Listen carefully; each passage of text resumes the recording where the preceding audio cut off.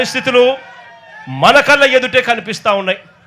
ఇంకా అన్నిటికన్నా దారుణం ఏమిటో తెలుసా?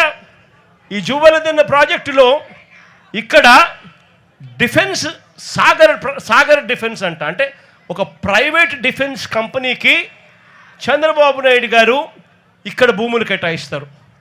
ఉన్న 79 ఎకరాలలో సగం ఈ ప్రైవేట్ డిఫెన్స్ ఫ్యాక్టరీకి చంద్రబాబు నాయుడు గారు కేటాయిస్తారు. అంటే దాని అర్థం ఇక మత్స్యకారులకు ఇక్కడి నుంచి కూడా తరిమేసే కార్యక్రమం చేస్తూ ఉన్నాడు చంద్రబాబు నాయుడు గారు.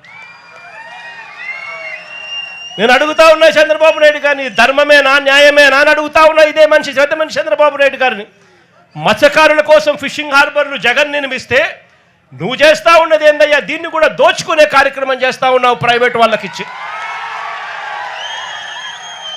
ప్రైవేట్ వాళ్ళకి నువ్వు ఇవ్వాలి అనుకుంటే పక్కన కృష్ణపట్నం పోర్ట్ ఉంది, ఆ పోర్ట్లో కావాలంటే దండిగా ల్యాండ్ ఉంది, అక్కడ కావాలంటే వాళ్ళకి ఇచ్చుకోవచ్చు. కానీ ఇక్కడ మత్స్యకారులను పొట్టగొట్టడం ఎందుకు చంద్రబాబు అని చెప్పి చంద్రబాబు నాయుడు గారిని అడుగుతా ఉన్నా గట్టిగా. చంద్రబాబు నాయుడు గారిని గట్టిగా వార్నింగ్ కూడా ఇస్తా ఉన్నా. కళ్ళు మూసి తెరిచేసరికే మరో 3 ఏళ్ళు అయిపోతుంది.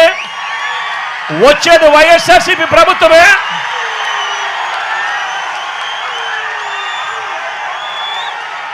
ఈ ప్రైవేట్ డిఫెన్స్ కంపెనీని ఇక్కడ నుంచి షిఫ్ట్ చేస్తారని చెప్పి కూడా చెప్తా ఉన్నాం.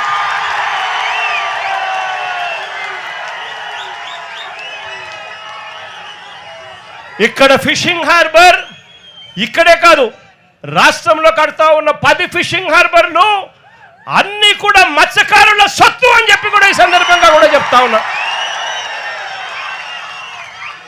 దీన్ని ఎవ్వరూ కూడా వాళ్ళ దగ్గర నుంచి తీసేయలేరు.